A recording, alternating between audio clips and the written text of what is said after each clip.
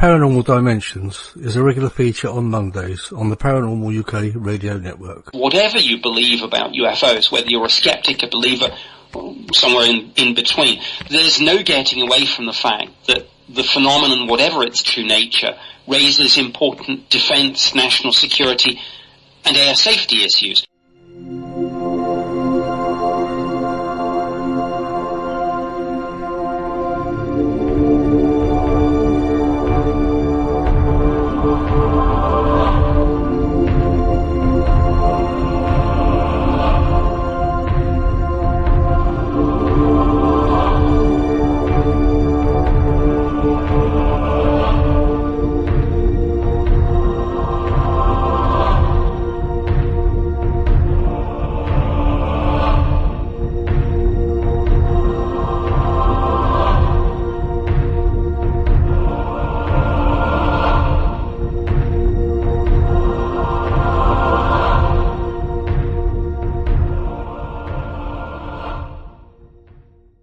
Hello, this is Nick Pope, and you're listening to the Paranormal UK radio network, the UK's biggest paranormal network. And this is Paranormal Dimensions with David Young. For me, this is the kind of show that I like doing most, where you basically just have a freewheeling discussion, have a chance to go off on topics. That's what's going to make you an outstanding player in the field. Just keep doing it.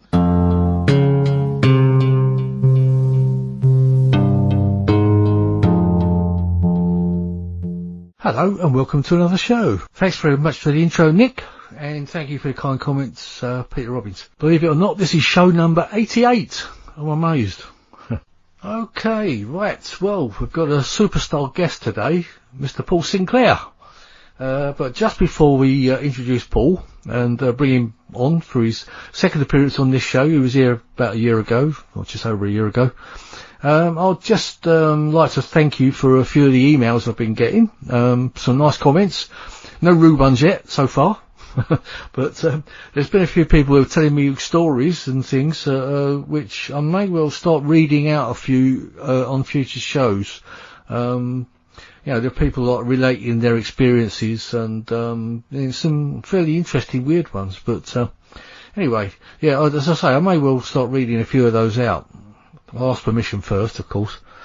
But if you'd like to get in touch with me, I've started giving my email address out, which I should have been doing probably over a year ago. But anyway, it's David Young 2QN at yahoo.co.uk. Just repeat that. David Young 2QN, all one word, at yahoo.co.uk. Okay, so if you want to send any comments or insults or whatever, that's the one. Okay, alright. Okay, as I said, Paul Sinclair is our guest today, and I think I'm going to waste no more time because I'm eager to talk to Paul. I haven't spoken to him for a while, so there we go. Hello, Paul. Welcome to the show.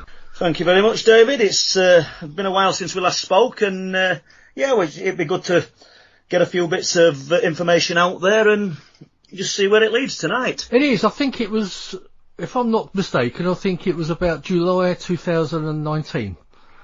If my memory serves me right, the last time you were on.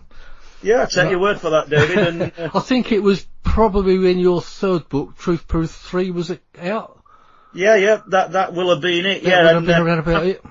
After that, I sort of tapered down on podcasts and radio shows for a bit. I think I sort of saturated myself with them a little bit. But yeah, you did tell me that. You said you were burning yourself out a little bit, and I think you had a lot on your plate. Well, I think the thing is, David, you know, I do realise that you get people on your radio show and other people get them on the shows and they'll talk about a case.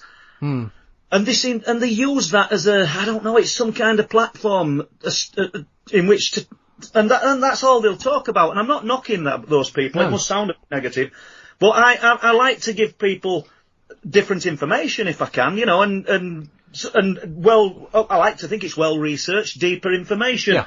You know, I could talk about Wilsthorpe and probably talk about Wilsthorpe for years because it's incredible. We can do that in a bit, if you like.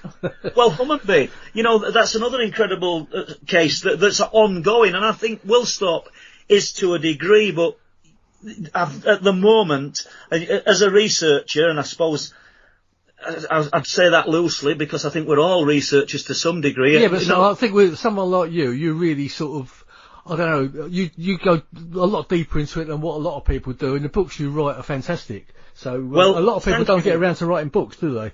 You know. Well, they don't, and that's difficult. We've been doing these podcasts, these live streams with Les Drake, Digital Creations, and Leslie, and which I've enjoyed, but you're burning candle at three ends. You're doing research, you're writing books, and then you're trying to fit the live streams in, and sometimes, getting ready to do a live stream and talk about, for an hour and a half to 2 hours about unexplained phenomena and give the listeners something that they've maybe not heard or another slant on it because you have a little bit more information. Yeah. It takes time, and that time takes away from other things that you're trying to do. I guess what I'm saying is you can't split yourself every direction, so some has to give. So we're not cutting out the live streams, but we've just cut them back a little bit. Sure, yeah, I understand. I mean, like myself, you say we're all researchers, but I mean, a lot of researchers, such as myself, we're researching by reading other people's books. You yourself, you write your books, and you've done all, you actually got experiences as well out there, so that's where we differ a little bit. Yeah, well, David, I don't want one of these people who doesn't give the information out, but as regards to what we're working on at the moment, what we've titled the Dark Forest Project, that's just a working title. It's not a spoiler, I'm not talking about it much tonight, but some of the stuff I've found out, really? It's incredible, and that's the reason, I'll come on another time and we'll do it when we've got the film together, because, I've no grand designs on it going to be some kind of blockbuster movie. It's a documentary, but it's going to be different, and we've got a lot of first class witnesses who no connection to each other. This is something I do say quite often, singing from same hymn sheet and reporting and documenting things from similar locations. And you've got to sort of give them credit, and not only that, you've got to think to yourself, these things they're saying sound incredible and sound unbelievable, but I'm attaching some truth to what they're saying. I've got faith in these witnesses, and I think when people actually get to watch Dark Forest Project, they're going to be blown away by it. I'm really, I'm thrilled by it. It's incredible. Well, I'll tell you what, I've just scribbled on my bit of paper. So you're invited back for the third show round about summer next year. That should do it, should it? We hope so. We've not put any dates on it. I mean, I'm weather and COVID permitting. Oh yeah. I'll be driving to interview two chaps on Wednesday night, up into North Yorkshire, and at the location, because that's what we're wanting to do. I mean, we could go into any forest, and the viewer would not have a clue whether we were in location these fellas had seen this thing at, or whether we were somewhere else. But we're trying to do it right by people who are giving us information. We're sleeping in forest. We're spending actual nights in the locations where these. This is another thing I appreciate about you, Paul. You actually go out there and camp out and stuff. And a lot of people can't do that. I spent sort of hours walking around Rendlesham Forest, but I come home for the night. I don't sleep out in the forest. So that's where you go the extra mile, don't you? Yeah, well, I don't know whether it's bravery. I think it might be stupidity, bearing in mind in what they've seen. And we've, on budget that we've got, we're sort of, because we are doing it and we're funding it, and I think we're doing quite well with it. It sounds like a boast, I realise, but proof will be put in. I'm really sort of excited, shall I say, about this. Well, around about middle of next year, I'll be in touch. Well, I'll probably see you before then anyway, or at least we'll speak anyway. But I'll have a chat with you, and we'll see how far you are, and if you want to come back on around about June or July next year, then please do. I'd love to have you back on. Yeah, and tell us all about it. Yeah, honestly, it's going to be good. Excellent. But there you go. So, right, just fire away, David. Right, okay. Well, as you know, I had Andy Ramsden on last week, a good friend of yours. For the show. We had a little chat about you and the books and stuff, but we went into a few of Andy's experiences. We had some funny noises coming up on. I don't know if you listened to the show, but I haven't. But I actually have it down to listen to. Yeah, we were getting quite a few little funny noises and things, and he was telling me He affects electrical things somehow. When I've had this before with other people as well, you know, we get funny noises coming on the microphone and over the, and we think, well, where's that come from? You know, and it seemed to be when he was actually talking about him interfering with things. So I don't know if have you experienced that with him? Things like that have happened with Andy, yeah, and I mean, jumping from Andy, as you know Bob Brown, don't you? Yeah. I was going to talk to you about Bob, yeah, as well. Beacon of Light Radio. Well, Bob had Andrew Collins on, probably 6 weeks ago, and he asked me to come upstairs and sit during the interview. And a voice came through during that show, which we didn't hear. Producer at show heard it, and I think she saw it go up as well in the sort of wave. And when we listened back to it, Andrew was describing some things and talking about times that he'd spent with me up at Bempton. And a voice in the room with me and Bob said, what did it? Explain it. That's what it said. And it's not explain it. And you think, oh, that could be explain it. It's clear. Wow. And it got Andrew so excited that he wanted to do another show, and we did another one about 2 weeks ago. I don't think anything come through on that one. I mean, I got somebody in music industry, a good friend of mine, to have a listen to it, and he sort of worked out that it was 3 times louder than audio from myself and Bob and from Andrew's end. So we don't know. There's some strange things happen, isn't there? You know. Yeah, I mean, Skype is supposed to be just like person to person, isn't it? You shouldn't be anyone else on the line with you. Well, not really, no. Strange. Unless we are being watched by men in black. I do wonder sometimes. It's a strange world, isn't it? But as you know, I think when you're wanting something to happen, it rarely happens. I mean, myself and Bob, we spend, I've said this before as well, an unhealthy amount of time around those cliff tops and up on the walls, and it's not happening. It doesn't happen. But having said that, last night I went up there and I was with Bob, Chris Wright and Steve Jackson, 2 lads from Scarborough. And always, first time in probably 6 months, and we all sort of witnessed, and there could be just natural phenomena, but underneath the baseline of the clouds, the long strip of cloud that you'd sort of observe, huge flashes of light, 4 huge flashes of light. Really? We didn't hear no thunder or lightning, but it could be something to do with atmospherics. Not everything's got to be... No, it is unexplained, but it's not got to be unexplained in the woo, has it? You know, it's probably a perfectly natural explanation. Because it's been a bit flat up there for about 6 months, but... you just sort of get ready for it. I suppose it's same. I know you go to Rendlesham quite a bit, David. Not as much recently. Well, I was going to go this week actually, but it's been cancelled because my friend his car's up the creek, so he can't go. So I won't be going on my own. I'm moving soon as well, anyway. So. All right. Well, my point being, though, I mean, I bet you've got people who do visit on a regular basis, although you can get these incredible experiences. It'll not be every time you go into that spot. No, that's right. You only need one, and it sort of feeds it then for months again. It's sort of a bit of a habit. I mean, my experiences at Rendlesham has been mostly really seeing orbs when you take pictures, not seeing them at the time, but actually when you when you actually look at your pictures you've taken, or you've seen mists and on the photos which you can't see with your eyes. You know. Yeah, do you know, David, the orbs. I'm no expert with photography, listeners, either, by the way. So people far more better qualified than me. But the orbs don't interest me as much as the mist. I mean, I always think of the orbs, and well, it could be dust particles or pollen. There is that. I'm saying it is in all instances, but the mist. We've took pictures of this mist. I know what you're talking about, and that is interesting because you could take 20 or 30 pictures, and then all of a sudden you'll get 2 or 3. And that's exactly right. Yeah, it's the same with the orbs, actually, Paul. I mean, normally if I'm taking pictures in the dark, I usually take about 7 or 8 pictures. Most of them will come out just black, and then all of a sudden you get a couple that's got all these orbs and shapes and different coloured orbs. Now you'd think that every picture would come out the same, wouldn't you? If it was dust. It would. As I say, I don't know. I mean, no, I don't know really. I'm not qualified enough to talk about orbs. Well, are any of us qualified enough to talk about unexplained phenomena?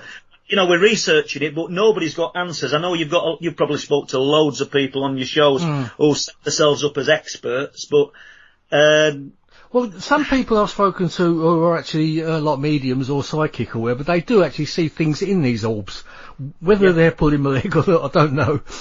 There are people that I do trust, and they do say they see things in them, so, I mean, who knows. But like you say, these mist shapes, what you get, which you can't see with your eyes, and it's nobody smoking or it's not mist or anything. You do get facial shapes and things in them, or and it's really weird. I went to Staxton, Wold and Flixton, probably 6 or 7 years ago with Steve Ashbridge. And we were up there in the night, and anybody who sort of read Truth Proof books will know that I've written about the Flixton werewolf and the accounts of it, and we weren't up looking for a werewolf, but we were just absorbing atmosphere and area, like we said before, chances of seeing any of this phenomena are far and few between. But what my point is, we took a few pictures and nothing, and then suddenly we'd got this sparkling mist in the pictures, which were really unusual. I mean, Steve doesn't smoke, I don't. It weren't that cold that there were vapour on your breath, like the steam when you're breathing on a really sharp cold night. So and the thing is, it's not when you get mist like that, it's thin anyway, isn't it? When you see these misty shapes, they're really thickly built, aren't they? They're like clouds, aren't they? Oh, they're quite incredible. I've still got those pictures, and I've had them at Danesdyke in the past. We got them at Flixton, and we've had them at Bempton a few times. If I'm being truthful, I don't take that many pictures when I'm at Bempton. I'm usually up there with a camcorder, and I'll take a thermal camera up with me as well now. But we're just there to hopefully.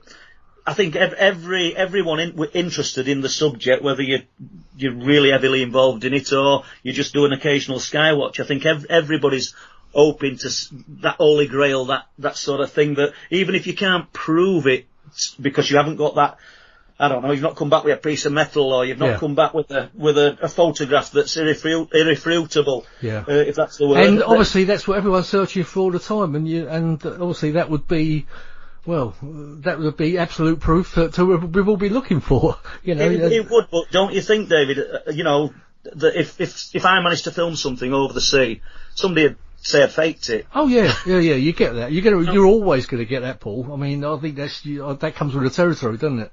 Yeah, I mean, unless you know you. I mean, I know you, and I know you wouldn't do stuff like that. But obviously, someone that doesn't know you so well may think that, or may assume that. Without a doubt. Years ago, we used to go up onto the Wolds, and with budget that I'd got available at the time, I was using a Sony VX 2100, and I think it were about £2,500. You bear in mind you can pay thousands and thousands, but that were about as much as I could afford.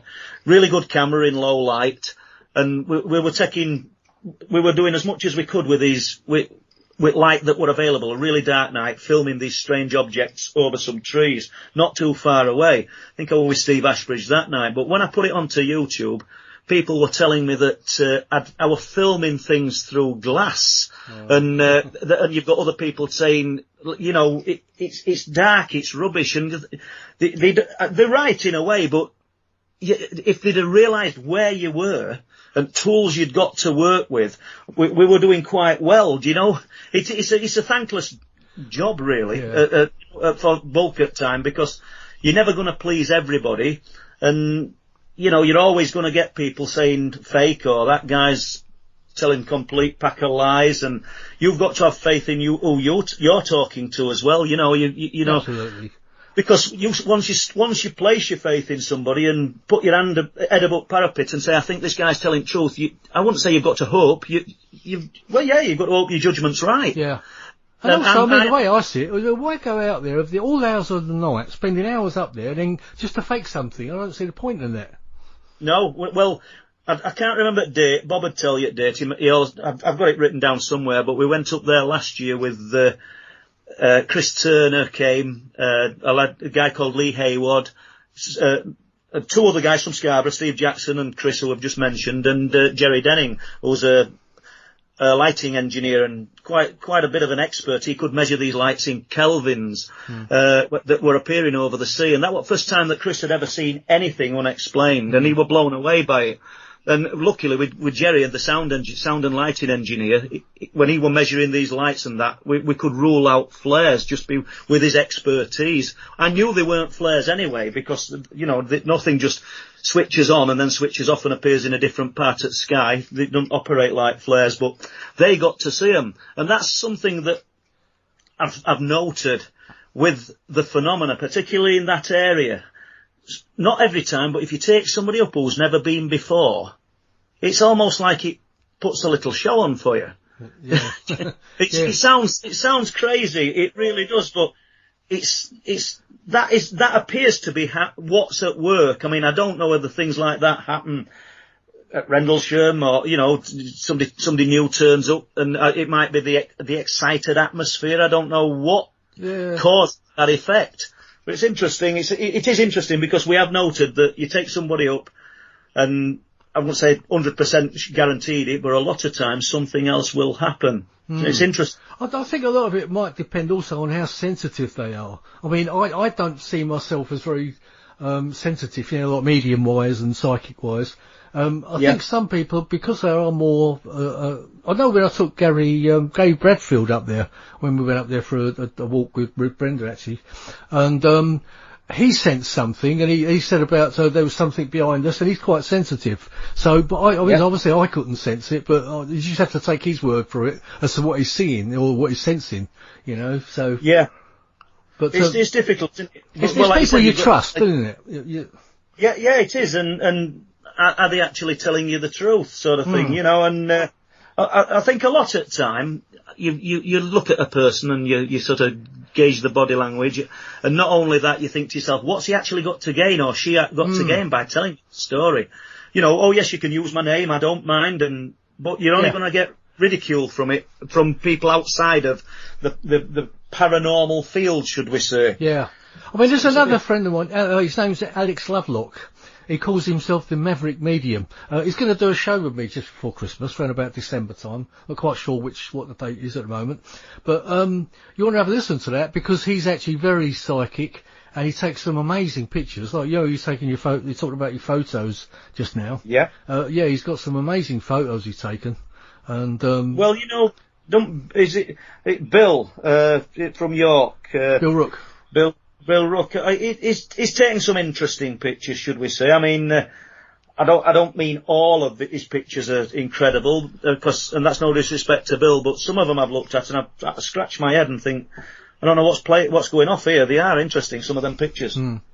So yeah, very good. Yeah, I mean, we're still waiting for his book to appear, aren't we?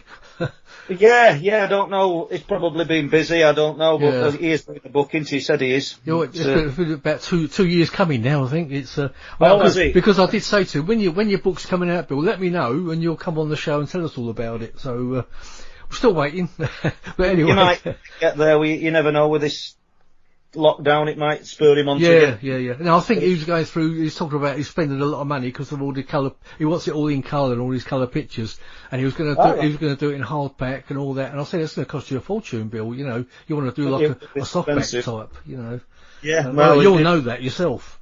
Only Bill will know that, I suppose. End of the day, we'll see when it comes out, won't we? Yeah. Anyway, talking about books, your truth proof books, you've done 3 of them now. As I say, the last time you were on the show, I think number 3 had just come out. But they've all done pretty well, haven't they? And well, I think apart from number 2, number 1 and number 3 got to number 1. I know it's Amazon; it's not sort of, is it? But they still got to number 1 on Amazon. Well, that's still good going, Paul, isn't it? Yeah, and they're all us there. They're all us there or thereabouts. They're all us hovering around. You know when you start selling, sometimes, I don't know, you might not sell a few books for a few days, and then all of a sudden you've got a flurry of books, and it always amazes me how that happens. You think to yourself, because I haven't done a radio show, I don't like that, but they've done okay, and I think it's just the fact that people get to read, when they read truth proof books, a lot of accounts that's never been heard before, because I'm into plagiarising other people's work. I worked on XS894, the lightning that crashed, that Tony Dodd wrote about in his book Alien Investigator, but I only worked on that one because I'd got new information. Right. I would never have just sort of looked at Tony's work and adapted it to my own. Everything. If you read the two accounts, if you read Tony's and then you read mine, they're alien to each other. Yeah. In fairness to Tony, I mean, bless him, I contacted him, I don't know, 10, 15 years ago when I started looking into that case. If anybody's not familiar with it, it's a lightning that crashed into North Sea on September the 8th, 1970, allegedly pursuing a UFO. And a guy called Pat Otter brought it to fruition, and then Tony wrote Alien Investigator. But I found lots and lots of other information that they'd never found out. And I contacted Tony and asked him if he wanted to do a bit of work with me on it. And he said he'd love to assist. And I don't mean assist as in Tony's inferior, because he was a great researcher, but he didn't want to get him over-involved because he'd previously had death threats about this case. Oh, really? Oh, yeah, that's his exact words. So it's an interesting one, and it's one I've still got faith in that I've even more information to come on that. And I mean, we're going back a long time, aren't we? 1970. But why would he get death threats, Paul? I don't know. I think he were unearthing things that didn't want to see light of day. I didn't ask him. That's what he told me. Because that makes it sound like it was a suspicious crash in the first place, then, doesn't it? You know. Well, there were a lot of bad feeling about it, you know, because he's associating it with UFOs and things, and you know, not everybody. I remember family members and things would maybe think it's sort of, I don't know, it's not nice to be associated with UFOs, and but you've got to be as respectful as you can to these people. At the end of the day, we're researching something and writing about something that we know people are going to be interested in, but we've got to think that there's a genuine person behind that story who's lost his life. Yeah. So it's got to be treated with as sensibly and as delicately as possible. Yeah. Do you know what I mean? Yeah, absolutely. And if you have no proof that it's connected to UFOs, you can't say irrefutably that it is. No. But on the other side, you know, I mean, just to dwell on that for a moment, what they never found out was, obviously, it crashed, allegedly pursuing the UFO, but days before, an RAF Marine launch based in Bridlington, I think there were 3, was hit by an unknown submerged obstacle that tore a 25-foot by 12-inch hole in its side, and it had to be beached on North Beach. And that don't mean it's UFOs, David, I realise that. But I might have got this wrong road round, you'd have to read Truth Proof, because it's ages since I wrote it, but just after the crash, a speedboat that weren't going fast, according to the wife who was watching them from the shore, hit an unknown submerged obstacle and disintegrated just out at Bay of Bridlington. You know, and all I think there were 5 people on the boat, were all clinging to wreckage, and they were pulled out of water by a pleasure. Cold water up there as well.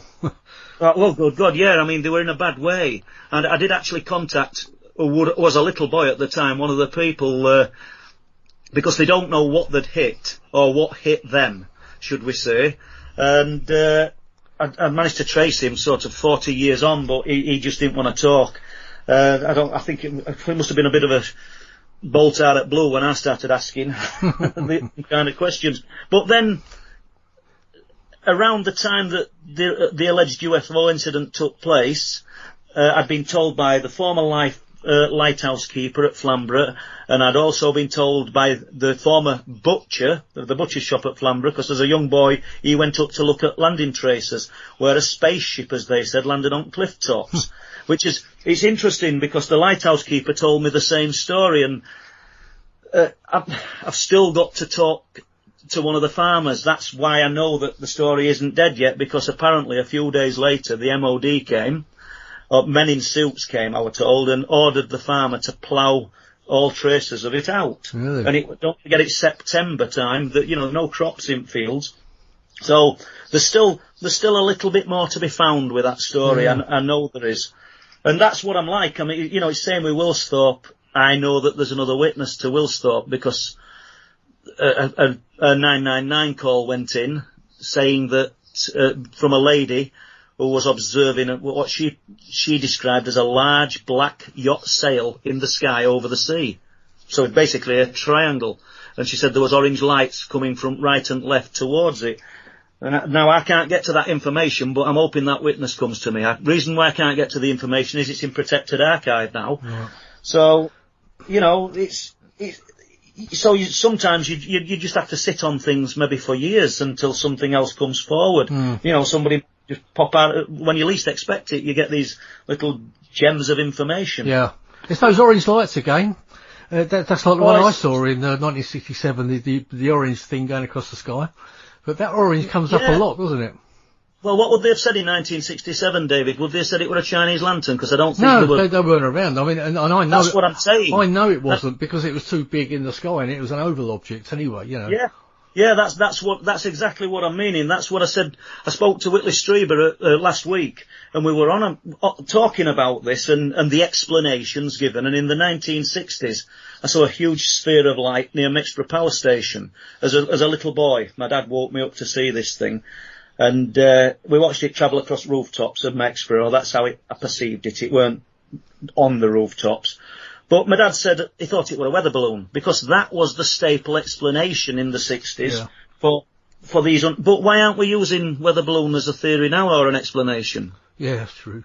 Well, I know what I saw wasn't a weather balloon, because it was just like pulsating across the sky, you know, and it wasn't even a bright light. It was like a incandescent light, you know, all different colour oranges. It's very difficult to explain it, but it was completely silent as well. So it wasn't an aircraft.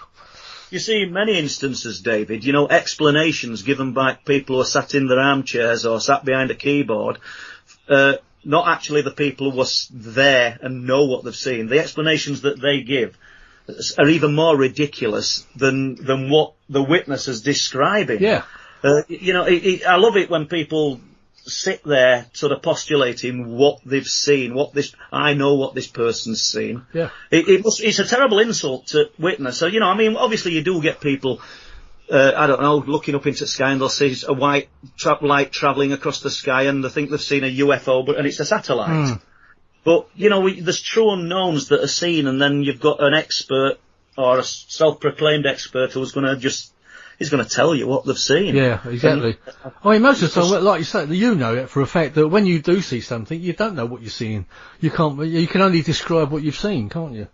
That's true, and then you've got the people who'll say, well, why didn't you get a photograph? Everybody's got a mobile phone. Yeah, well, not back then in 67 I didn't. Well, no, but what I'm saying, by today's standards, David, usually your jaw drops at 4 and you're trying to, you're actually, sort of, there's 1,000 things going through your mind, and you're trying to decipher what it is. And also, I mean, they're usually gone too quick. Well, I mean, by the time you try and get your phone out and then find the camera on it and everything else, I mean, it'd be gone anyway, most of the time. I would agree, yeah. Like you said, you had Andrew Collins up there with you doing a couple of bits, didn't you, a little while back? Which was correct, very interesting. Luckily, I've met Andrew in Southend last year sometime, obviously before all this COVID lockdown stuff going on. Yeah. And I was having a long chat with him. I'm hoping I can get him on this show at one point.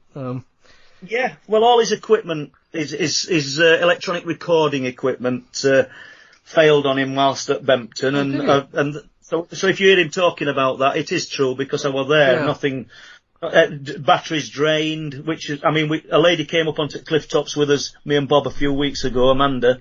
She had a brand new, well, not brand new, less than a year old sort of night vision camera, all charged up, quite a good one. It weren't a cheap model. And she were all charged and ready to go, but it were flat when she got there. It wouldn't work. I mean, Steve Ashbridge has done the same with thermal cameras. I've done it. I don't know what drains the batteries. Yeah, you do hear that a lot, don't you? Yeah, but it does happen up there. And I've been going up onto the cliffs with a guy called Peter Masters, who's a bit of an electronics engineer. Well, not a bit of, he is, and he's got some quite expensive gear that he's set up, and we take a laptop up, and we've found a narrow band of high power. It's once again, I'm not qualified electrically to say, he's no idea what it is, and he's rigged this piece of equipment up where we can point this antenna sort of left, right, up, down, and the energy, the band of power, which is constant, and you can see it on the laptop as it's coming through, is just there constantly. And we're on edge of cliffs. There shouldn't be nothing there.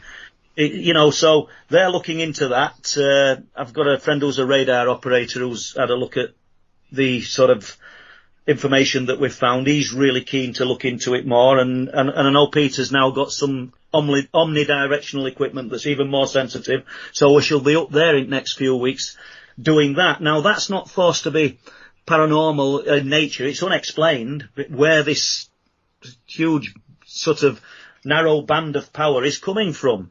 But, we may get to the bottom of it, or we may just have found an anomaly that we can't explain. Sure. Which is just about par for the course with this, what we're all interested in, isn't it? Yeah. I mean, when you've been up at the top of the cliff, you said before about seeing lights under the sea as well, haven't you? That's correct. And me and Bob Brown have seen three lights. Obviously, three of anything listeners is going to form a triangle, but it just looked like a perfect triangle. But I don't think it would have been one object, because if it was huge. Because, as I've said before, when you look from them cliff tops at that elevation, David, you've got anywhere from between, depending on what height you're at, between 18 miles and 22 miles to horizon. Well, what we saw, and I think it might have been July 28th, 2017, and I ain't got paperwork in front of me here, people. It's in my head.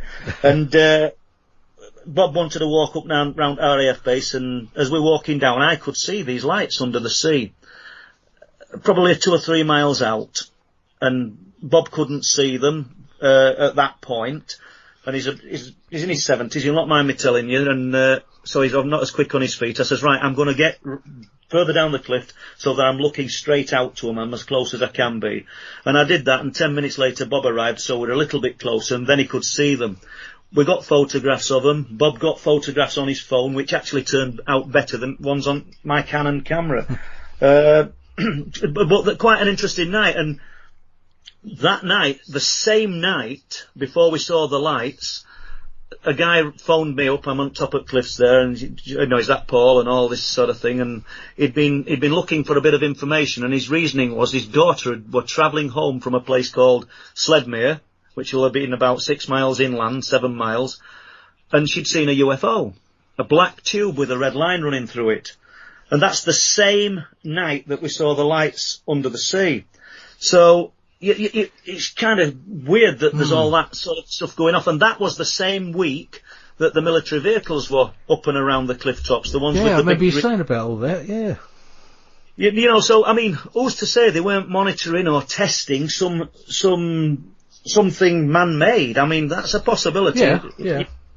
But highly interesting, and at the same time, I was finding, should I say, all the animal mutilations. Now, they really did puzzle me, because it weren't just land-based animals, it were the marine mammals as well, the porpoise and the dolphins that were being found with the huge holes through the jaw. Nothing else. Isn't it? Yeah. It is, yeah, and found in close proximity to where the livestock were being found, on the fields sort of quite close to it. And the livestock weren't being preyed on for meat, David. The livestock were having their ears removed, their eyes removed, and the faces stripped of skin. I'm sorry that sounds macabre, but that's a lot of Truth Proof 3 were devoted to that research in 2017. So as you can see, a lot of it's current. And then, just to stay with that, and that's not to put people off coming to the area, but I think I get contacted, there's people coming up, I would say, every week and every weekend. And I think because they've read the books, they imagine stuff's happening there all the time. Yeah. It's a bit like Rendlesham, isn't it? You get your people come there expecting to see UFOs. Yeah.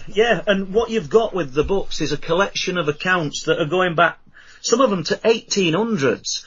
And especially the cryptid accounts, which is incidentally something I never thought I'd get interested in, never thought I'd even take seriously. The UFO stuff that I were interested in. Probably blame Chris Toner for that. Well, no, I mean, Chris found me because of my interest in the cryptids. Oh, really? I thought it was the other way around. Okay. No. I mean, Chris did his own thing. Do you know what I mean? And then I think he were making elusive, and he'd heard me talking about the Flixton werewolf and other things, because I'd not met him at this time, and he got in touch and asked me if I'd like to sort of contribute to that documentary that he did, and I did do, you know. But so I mean, Chris has been there up to Bempton with me 3 or 4 times, and gathered information, and I think he's enjoyed his stay there. He's a nice guy, you know. While we're on that, we can mention that you've got a DVD for that, the Bempton Phenomenon. If anyone's interested in that, it's available, isn't it? Well, the Bempton Phenomenon's on YouTube. They could watch that on YouTube, but we have a DVD that we need to get some more copies sorted. We're in process of sorting that out at the moment, called Bringing Down the Light. But obviously we'll get to that at some point, hopefully next month or so. But yes, all good, David. We just sort of, it's just pretty much non-stop. I mean, when I packed in work, I've been able to devote, it's not 7 hours a day, it's absolutely full on. I'm a light sleeper, and I'm usually up about 4 or 5 o'clock, and I'll sit there and I'll pick up emails and sort of reply to people, because half the time there's that much information coming in, I'm neglecting not just good accounts, but people who've been good enough to write in and give me information. Sure, yeah. I'm sort of mindful of that, because I'll look through emails and sometimes I think to myself, God, I've not replied to these people. Yeah. And I like to do that if I can. But it's brilliant. I'm really enjoying it. I wish, obviously, I could never have made a living at this. This is not something you make a lot of money at, people. So it had to wait till I were in such a position that I could devote this kind of time to it. Yeah. And I mean, most of us in this business, I mean, especially you don't do it for the money anyway, do you? It's because it's in you, and it's your own interest, isn't it? Oh yeah, there's if I did it for money, I'd be out of pocket. There's no, you know what I mean? Yeah. But I do it because it's a passion. I find it's quite a thrill, to be honest with you, speaking to these people, getting to locations where they've seen these things, you know, and yeah, that's what it's all about, and I'm no different to the rest of us in that respect, I don't think. Well, it's like you said, I mean, you've invested in all your equipment. Often you have to travel to go to places to investigate it, so it all costs money. So like you say, you normally end up spending money in order to sort of investigate it in the first place. So the likelihood of getting that money back is pretty unlikely, really. Well, it is. Well, I spent over £2,000 on a thermal camera. And you lost a lot of equipment as well, didn't you, a couple of years back? That were a clever move, and I had a nice GoPro, not £2,000, but it were a nice one, and put it on a monopod and decided to walk through these woods with monopod back at rucksack. And when I just felt round for camera and monopod, I've got the monopod, but camera had gone off. My own stupid fault. You should have heard me cursing. I'm sure, honestly. Yeah. but that's life. I won't do that one again. I mean, was it insured? Did you get anything back for it? No, I just let it go. That was the end of it. Yeah. Nice find for somebody anyway. Oh, they'll have found it, yeah, without a doubt, because I literally did search for hours for it, and then every day, because it was during peak time of these animal mutilations, so I would up on those fields in between 4:30 and 5:30 every morning, or at least 5 days a week, because I wanted to find these poor, unfortunate animals as close to its source as when it was whatever had been done to them as possible. And that's why when you find it annoying when you get the other experts that will sit there saying, oh, it's people doing this, and I'm thinking, I'm going on these fields when it's dark. Yeah. I'm finding roe deer, probably the fastest animal in the United Kingdom, and I'm finding them with their ears and eyes removed on a field or in a wood. And are they pretty bloodless as well, aren't they, Paul? Oh, yeah, I mean, I think the first roe deer that I found, it looked like it had been exploded from inside out. It's very macabre, but there weren't any blood. I went all the way through it, holding it by the antlers and all the way through its fur, looking for puncture wounds, bite marks. There was nothing, but its side had got a great hole in it, and the only thing missing was half of its liver. And we got pictures of that. I think that's in Truth Proof 3. I put them in black and white because I realised they're a bit macabre as well. So, hard to say what we're doing it. I mean, like I just touched on there, David. I mean, we're looking at the probably fastest thing in the United Kingdom. So unless you take a gun to it and shoot it, or use fast dogs to bring it down, and there were no signs of any bites on it, what is or was responsible for the deaths of those animals during? I mean, I found out about it in 2017, but it had been happening in 2016, and it stopped early 2018. And the reason it stopped, what livestock have been removed from fields and they've never been introduced since. They've just lost too many. Yeah. And people have said, oh, what police involved? Well, yeah, they were. They hadn't a clue what we're doing it. And they'd sat there with the night scopes and hoping to sort of strike lucky and find out. Everybody seems to know what it is, but nobody knows. Yeah. Did they ever do any forensic investigations on them? If the police did, I never found out. And I couldn't get vets interested. And, you know, when I went to vets and I showed them the photographs of what I was finding of the marine mammals, the porpoise with the big holes through the jaws, you know, and the facial strips on these animals, it were difficult to get people to express an opinion, Strange, you know? Yeah. I mean, it does sound like, I mean, obviously we've heard about all the cattle mutilations in the States and elsewhere. They seem to have been done with lasers and things like that, don't they? Did you get that impression? Well, yeah, I mean, the ears, I mean, unless you were removing those ears with a scalpel, they were just really clean cuts, and the facials, the skin around the face just stripped. Yeah. And I realise it's a macabre thing to talk about, David, so I don't know whether you want to carry on, but I mean, one day I went with Les Drake Digital Creations to do some drone work, and it were afternoon, so I didn't go in the morning specifically because I was going to be there again in afternoon with Les. And we found one and the head and the neck, if people look at a sheep, the wool usually stops behind the ears, and the rest of it's sort of closely cropped, sort of skin and fur, but not very thick. Well, the head and the neck had been removed right down to the breastbone, so if you could picture a paint roller, you know, what a decorator would use, you could actually pull that up to where the back of its head had been and just look down, and it had all been removed and there was nothing eaten. I mean, none of it resembled the work of a predator. Very not strange. a predator that I would know. But once again, David, I'm not one of these people who's going to put my hand up. I know there's researchers who'll say it's the work of our ET friends. Yeah. Well, I'm sorry, but if I don't see that, Exactly. If you don't see it, you can't say that, can you? I can't say that. And if I'd got a witness who I trusted who said, look, there were these weird lights and I could see these lights over my flock of sheep or whatever, and then I saw this happen, then you've got something to work on. But I'm not going to create a story where there isn't one. All I'm doing is reporting on what I was finding. That's it. Yeah, you could just report on what the strange finding is. Yeah. You had you had reports of a cat, a wild cat as well, didn't you? Out that way. Was that included in your I think I've seen one of your books in every book. Yeah. All three books. There's reports of black cats and beige ones. Are they still being seen up that way? Oh yeah, probably a month ago. The social media page, I think it was for Flamborough, I don't know what particular site it was called, not off the top of my head, but a guy said, words to the effect, my friend David Hind copied and pasted it and sent it me. It said, I've just left the RSPB reserve at Bempton after looking at the seabirds. It's just getting dark and I know what I've seen, I'm not going mad, and a black panther's just ran across the road in front of me. And that's probably just a month ago. Me and Bob Brown have been lucky enough to see it. We saw it on Bempton Lane in, I think it was late 2017. And literally 15 seconds sooner, or 10 even, I'd have ran it over. It literally just entered the edge. We saw it, the length of it, and we saw it enter at the long black tail, and it were off into some fields. So they're there.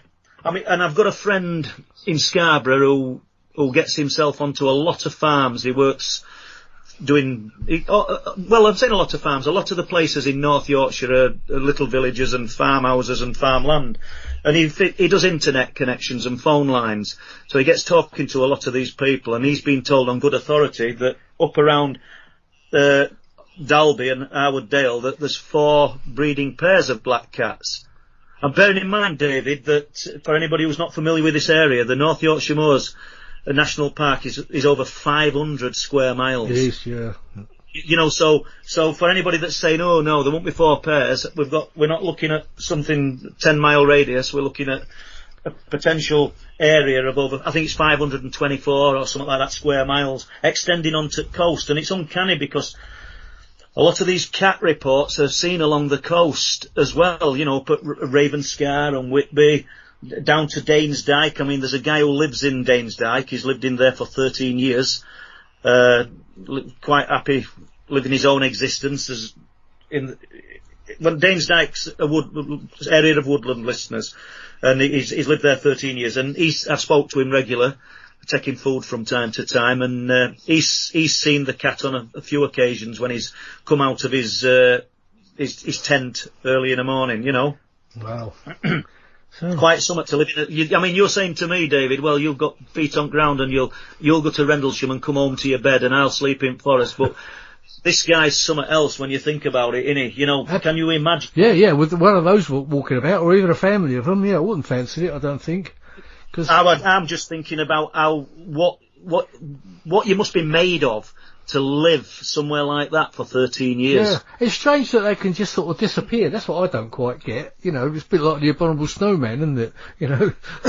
Yeah, I find it really odd myself because there's a lane in between Bridlington and Bempton called Short Lane. I've never really sort of drove along it in car to see how long it is, but it can't be more than a mile long, and you've just got sort of arable land either side of it and low hedgerows, and it's not like a long hedgerow, just odd hawthorn trees and little clusters. Yet over the years in archive, when I was looking in the archive at Bridlington Library, and the reports of black cats were on Short Lane, and you're thinking, there's nothing there. Do you know? There's nothing but open fields. So, because I mean, you'd think cats would live in a cave or something like that, wouldn't you? You know. Well, there's plenty of caves along Flamborough and Bempton where something like that could hide, and they are seen along the cliff tops. I mean, there are an elderly couple parked up again the lighthouse. I think it was last year. They contacted Bob Brown. He works in a charity shop, and they came in quite by chance, and they were telling Bob they'd seen this cat, and then from that Bob gave them my number, and I've spoken to them, and they were just sat having probably a sandwich and a flask of coffee and looking onto the cliff tops, and there's a field with gorse in it, and, you know, gorse bushes and sheep grazing. Says, and suddenly a large black cat left the gorse area and ran along the field edge. You know, there's too many people reporting them, so once again, when I'm quite confident in my own skin to say that, yeah, I think they're real, I think they're out there. So to all these people that say, what a load of rubbish, just keep saying it. I'm not really bothered. Sure, yeah. You know? Yeah. And obviously if we're talking about wild cats, that sort of takes us out of the paranormal era, doesn't it? It's, unless of course they're coming through, I don't know, a different dimension or something, you know. Well, yeah, I was just saying, does it, David? I'm not saying that they're not here and breeding, because that's in all probability they are. You know, you don't know, do you?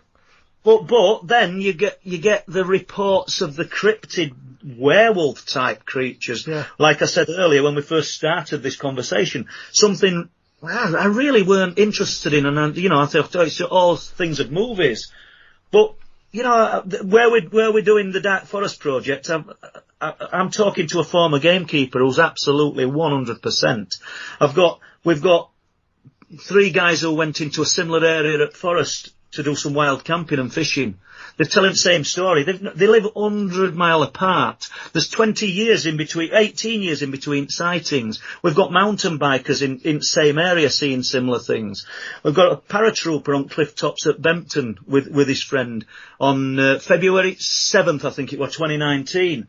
They wanted to see falcons in early morning flight and do a bit of camping and what have you, and they went real early and walked along cliff tops early hours at morning, way before light, way before the falcons, and claim they've seen this thing that's absolutely terrified of me and hideous. I mean, in this guy's own words, he says, I've toured, I've done Bogside in Belfast, I've been to Iraq. He says, so I know what fear is. He says, but this were on another level. What's he got to gain? He doesn't mind me using his name, you know, and he's allowed me to record him.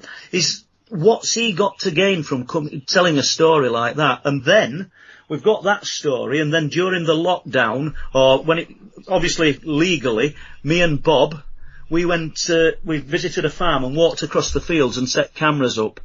We didn't go to RSPB because we wanted to avoid people. And a guy come walking across with his dog, who lived in Reeton. I realise these locations won't mean a lot to your listeners, but it's probably 3 or 4 miles away from where we they can always sat. look it up on the map before we look at each. That's correct. Yeah, that's why I chucked threw the names in. And he'd pulled up in his Land Rover and took his dog for a walk. And we didn't tell him anything about unexplained phenomena. He was talking to us. He thought we were looking at seabirds. And off he went to Flamborough, or towards Flamborough. But we were still there an hour later, or maybe an hour and a half, I don't know, when he walked back. And it's getting dark, so he obviously knows we're not looking at seabirds. So he just stopped, briefly exchanged, you know, what you're looking at, lads. Have you seen the sea eagle? Because there'd been one seen. And I told him, I said, look, we're looking for these unexplained lights over at sea. And to his credit, he said he'd lived there in Reeton 30-odd years and never seen anything. And I think he said he'd got windows that looked out onto the sea. But he weren't condescending or sarcastic. He was just being honest. Yeah. I mean, he probably wasn't sitting out there looking for them, probably. Like you spend a lot more hours probably than he does. Well, I'm lucky, just to jump from this story for a moment, that now the rock anglers have started fishing. At the end of October, they're allowed to fish the cliff tops. Before that, they're not because of the seabird colony. Right. But if anything's seen tonight, I don't mean, they'll just get on hotline to Paul Sinclair, but a lot of them know me and I'll get a phone call. You know, so then you can be up there as and when this is happening, because they might, if the tide's coming in at, say, 10 o'clock tonight, they'll fish it till it comes in and then fish it for an hour or so on way out. So they'll be up there 4 or 5 hours. They might be up there till 3 in the morning, depending on tide or, you know. So there's a good chance. But jumping back to this guy, he was just about to go. He'd got this dog with him, this pointer dog. And just as he's going, Bob says, have you seen any unusual animals? And he says, well, what do you mean? So Bob asked him if he'd seen the black cat that had been reported, you know, the panther-type cat. And he told his dog to sit down. He says, well, I haven't. He says, but I didn't expect to have 2 blokes in front of me asking me this kind of question, so I'm going to tell you something. And I think he said he was 60 years old, this guy. Not that that's any bearing, but one saying he's not a teenager. That's right. He said last year, on the full moon, he said it was a full moon, and that's not had any correlation to when other guys have seen these things. I need to stress people, but he could date it because it was the November full moon last year. So I went back and had a little look at that, and it was November the 12th. He says, I parked at Reeton Sands and I walked along the beach, and it's a lovely night, lovely clear night. He says, and he was explaining how clever his dog was. He said, this dog, he said, if it sees a rabbit, it stands different. If it sees a pheasant, it stands slightly different. He said, I can read the dog and know what he's seen. He said, and he's looking up the cliffs, you know, from Reeton to Speeton, and they're not very steep. They start to get really steep and go to 420 and vertical as further on, but he's not at that point. He says, and I'm thinking, what are you looking at, dog? He says, and then I saw it. He said, and it were on all fours at first. He said, and then it stood on 2 legs. He said, and I could see it. He said, and have you ever seen the werewolf from Harry Potter? Well, we had. Shall I tell you why we have? Because it's a description that a lot of people have give for this thing. He said, that's what it looked like. Really? Yeah. He said, it turned and looked at me in the moonlight and then ran off. Now, I realise there's going to be people listening to this thinking, he's off his head. he's crazy. You know, he's crazy. But once again, I'll stick with what I'm saying. Independent witnesses, unrelated to each other. That's it. Goes a long way. Singing from the same hymn sheet. We know, listeners, this is anecdotal evidence. I haven't got moving footage of this thing. But, you know, just cut us a bit of slack. We're getting out there. We're actually interviewing and talking to these people who were making these claims, and it's not easy getting them to talk a lot at times. No. This guy hasn't gone on film. I mean, he literally told us that story, and I'm so pleased that Bob Brown was with me. Otherwise, David, it had just been me relaying a story. And once again, you always find you're trying to prove yourself. There'd have been somebody sat there going, he's just a good storyteller, that bloke, you know? And it's, but Bob were there, so Bob heard it, it's first-hand account, same as me. I'm going to try and trace him, actually, and just see how far we could get with it, see if we can get him to, even if he just lets me record him, or blacked out. I have an idea, that I'd be able to find this guy, to be honest with you, because it's Reeton, and it's not a big place, and I've good description of who he is. Yeah. So, yeah, I think I could find him. Yeah. I mean, knowing you as I do, I mean, I know you don't talk BS, you know, and it's like you tend to find out, you tend to get to know who's the BSers, don't you, in this business after a while. Oh, God. And I know you're not one of them. Well, you know, I try not to be, and if I got it wrong, I tell you now, David, if I got it, I'd hold my hand up and say, look, you know, it's same when I wrote Night People, David. Yeah, we're going to get into that. That's your latest book. Yeah, well, obviously, for anybody that didn't know, that's about my own experiences from childhood to present day. But I did think when I wrote it, I thought, well, I'm going to have some kind of revelations here, and I'm going to remember more. You know, because I'm bound to do, because I'm putting all this energy searching my mind for these stories on these accounts that I've remembered from childhood. I'm bound to remember more, but I only remembered 2 things more in all the book. And one of them were insignificant, and I were on Church Street as a little boy, walking with my mum, and I were kicking leaves along Church Street, sycamore leaves, piles and piles of them, and all it did was tell me it were autumn. I never knew what season it was when that actually happened. And another one when we moved here to this house where I live now, which I've lived in this spot 30 years now, you know. Well, I've converted it to 3 flats, and that's why I were able to travel places during COVID with Bob Brown, because he lives in top flat. Right. Oh, I did know that. Yeah, so there you go. And Night People, I did sort of debate right up to last. I even spoke to Whitley Strieber about whether I should publish it, you know, because I just weren't sure, because it is personal, you know, the stuff.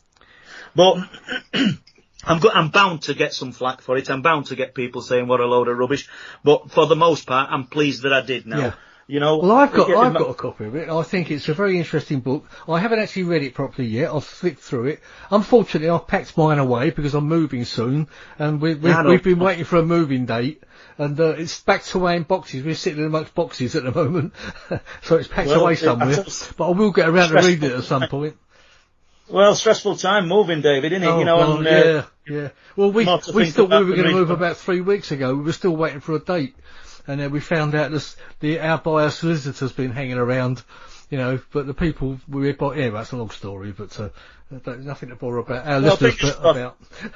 Fingers crossed you'll be sorted soon, won't you? I'll be talking from a new studio in a couple of weeks, hopefully, so. But very good, all good. But apart from that, your new book is Night People, and it's, like you say, it's about your well, were you thinking of doing a Truth Proof 4? Or Well, I'm on with. I've got enough material for another 2, and one's going to be solely about cryptids. I mean, I could, and I ain't got a title for it or anything at the moment. But I've too many good accounts and people telling me this stuff, and the work that we're doing with digital creations is interesting in itself. So you know, there's one going to be about cryptids, and there's another one. Whether we call it Truth Proof 4, I don't know. But it'll be on similar lines. However, it'll be branching out. The other 3 were primarily East and North Yorkshire. But there's that many people contacted me, David, with absolutely first-class information, UFO related, and just basically unusual stories that you can't just neglect them stories because they don't fit into the location where you live. So yeah, it'll be moving out from that area, and I'm looking forward to it. I have a great folder on computer and on an hard drive, and there's enough there's already enough for another book, without a doubt, and so yeah, it'll be happening, but I don't know the exact time because I seem to be throwing everything at Dark Forest at the moment. I mean, on Wednesday, COVID permitting, I shall be going to interview 2 people who claim to have seen the same thing, totally unrelated to one another, the other guys. And they saw it, I think, in 2017. So, it's it's interesting. I'm quite looking forward to that. Unfortunately, because of the lockdowns and things, we actually missed seeing each other this year. Awakening, unfortunately, that was cancelled, because you were going to be doing a talk there, wasn't you, in Manchester? That's correct, yeah. Which is a great shame. Do you know, conferences, this is a great conference. I enjoyed it. I've been fortunate enough to go twice and had a little bit of a talk at it the last time I went with Chris, but they don't really do that much for me, do conferences. I really do like talking to witnesses and just getting out there in the field. I was invited to Barcelona, and I might have got even name wrong. I think it was UFO Congress as a main speaker last year, and then with COVID, I turned it down actually, listeners. But with COVID, I think that they did it virtual. But I've just been invited again. Excellent. For 2021, I've turned it down again. Well, don't you go out and get a bit of sunshine then? Well, I know that. I've been asked to do loads and loads of conferences, and I'm just happy doing what I do. Yeah. Do you know what I'm saying? And I'm not saying I'll not do conferences, but what I find is I'll want to get a talk together, and I want it as good as I can. And if I can't do that, that's something else that chips into my time. Yeah. I know a couple of times when I've spoken to you before, you said, I'm not going to do it again. And then next time you're out there and you're doing it again. Yeah, I know. So that's me, full of it, aren't I? But, they're good things. I mean, I went to Rendlesham, I think that time that you went and listened to Colonel Holt, and then he came through to Chris Evers' Outer Limits conference, and I've done conference for Chris 3 times, I think. I don't know, 2 or 3 times, and they've been okay. I think we had a few sound issues with last one we did, but no complaints, and you meet some great people. Yeah. I was hoping to get Chuck back again this year, but unfortunately, this year had a different idea, didn't it? So yeah, maybe next year I might try. Trouble is, he's sort of always 80 this year. So I think he's about 81 now. So next year he's going to be sort of 81, 82ish. So whether he'll be willing to fly and all that, I don't know. But we'll have to see how it goes. Well, fair crack to the guy. I found him. I thought he was really humble and he is. There's no ego with him at all. No, I did enjoy his company. Yeah, I thought he were a nice fella. But there you go. I mean, there's some massive egos, and not just in this subject. It's everywhere, isn't it? Sure. But we just do what we do, and there's some great people out there. There's some great people involved in subject. There's people researching just as good as what I'm doing who aren't interested in writing books, and and fair crack to them. There's people come up onto them cliff tops with me, and they'll sleep the night in their car. I might go up for 3 or 4 hours because I don't want to let them down. Do you know what I mean? Yeah. And they'll stay the night in their car. Well, I take my hat off to them. When I wear a hat, that is. Well, it's not very often, but... You wear a hat, David, yeah. So, what... Did you want to touch on anything else, David? No, not really. I mean, if you've covered I really wanted to give your book a good covering. You're going to talk at the Outer Limits conference hopefully next year, are you? Still? Well, Chris has asked me to. Because that was postponed from this year, unfortunately. Yeah, Chris has asked me to, and if I do, I probably will talk about, if I commit to myself to that, I'll talk about the night people and talk about these personal experiences, because I know from feedback that I'm getting from people who've read the book has helped a few people, because they can relate to some of the things in it, because I've never really had a good experience from my interaction with what I called the night people. It's only because I saw them in the night. I mean, you could call them what you want, really. But the typical grey type aliens and tall ones that look like grey aliens. Want of a better word, as a little boy, I didn't really know what I was looking at. And I mean, they're very similar stories to I've heard from people like the Kinsellas, Philip and Ronald. They tell a very similar story. It seems to happen with children, doesn't it? Or certain children. It does. And I wonder if the only difference with such as Ronnie and Philip and myself, I don't know whether we're fortunate or unfortunate, but we can remember. We actually remember fragments of what happened. I mean, some people have got a full timeline of events, but I've just got these little bits, little fragments of information in between stories, waking up in the night, seeing the lights on the wall in the bedroom and sweeping round almost like a car in a cul-de-sac, and you see its lights go round in your bedroom, but obviously no cul-de-sac at the back of us. And then seeing the silhouette of the being. And then but you're that absorbed in moment, you're a rabbit in headlights, but I know I've just said headlights, and you can't escape it. And you watch the lights. I don't know whether the lights are some kind of, I don't know. I don't know whether the lights are there to throw you into confusion, to focus your mind on something else. I really don't know. But then they're around you. Then they're stood looking at you. And you can't move. And they're talking to you in your head. And it's not words. It's not a conversation like what me and you are having, David. But you can hear audible words coming into your head. In that instance, that night, they were telling me that a bed spring was turning in my back. Wow, yeah. How crazy. And the pain in my back was just excruciating. It felt like somebody had just slipped a steel tube or steel bar, quarter of an inch bar deep into my back. And the next morning, I've got 3 holes in my back. Yeah. Wow. And I forgot all about it when I woke up. It was only when I sat on edge of bed, and Mary, my wife, said, "Paul, I don't believe it, you've got 3 holes in your back." And then a bit of it comes back. And I often wonder, David, obviously because they were painless when I woke up and there were no blood. And I often wonder if I'd have been a single man, you'd have probably seen the holes at some point. But do them memories dissipate unless you can just catch them straight away? Yeah, sure. I understand exactly what you mean. Yeah. Because, as soon as Mary said it, I saw the light sweeping round in the bedroom. I saw the outline of them. And then slowly throughout the day, more and more fragments of it started to come back to me. I don't have a full timeline. I wonder if I were in bed, because it was a procedure that took place on my back. So you think, were you actually in bed? And how could Mary have slept through that? Yeah. It's just crazy situation. So the night people is I wouldn't say full of stories exactly like that, but just, stories about these beings and childhood to present day. Yeah, it's very similar to stories I've heard from other people. As I said, it's fascinating. It really is. I mean, I tell you what. Night People is available on Amazon, and anyone's interested out there.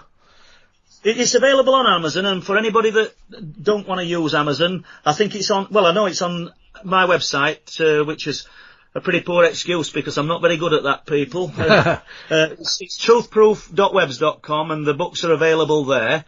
Or give me a call, and I can get booked to you. Do you want to give your number out or your email address or something?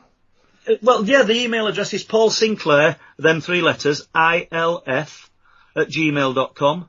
And if you want to call me, it's 07949 455 941. If you want to text beforehand so I know what it's about, feel free. But obviously, if it's from the US, it'll have to be +44. You take the first 0 off and +44. Excellent, yeah. And obviously, what I do, I just sent a book recently to Scott Santa, and I said and I said to Scott, send me your address, and I went to the post office and just got a price on postage for him. I'm not a greedy person. Do you know what I mean? I'm not after making thousands of pounds out of people. Out of the subject. I'm in it because I've got a genuine desire to find out what's happening. Yeah. Not just for myself, but for other people as well. And that's what drives me. I know that, Paul. Anyway, Paul, it's been fantastic talking to you again, and as I say, I was looking forward to seeing you at this year, but unfortunately, this year I had different ideas, so hopefully I'll be seeing you next year. We will do, I'm sure of it. Either at Awakening or the Outer Limits conference, or even something else, we don't know. But anyway, Paul, as I say, thank you very much for coming on and talking to me and sparing time. I know you're a very busy man, you have a very busy family, private life as well, I understand. You know. Oh, God, I'm grandkids. But there you go. But no, David, thank you. I've enjoyed that. Good. Okay, thank you, Paul. And everyone out there, thank you for listening. I hope you enjoyed that with Paul Sinclair, an amazing man and a good friend. And I have a lot of respect for him, and he knows that, I think. And as I say, I like him a lot. But anyway, thanks for listening. And you've been listening to Paranormal Dimensions. I'm David Young on the Paranormal UK Radio Network. Thanks very much for listening. Bye-bye. Paranormal Dimensions is as bright and powerful as our celestial star, the sun. And although it's expending thousands of pounds of energy every minute of the day, have no fear. There's plenty left.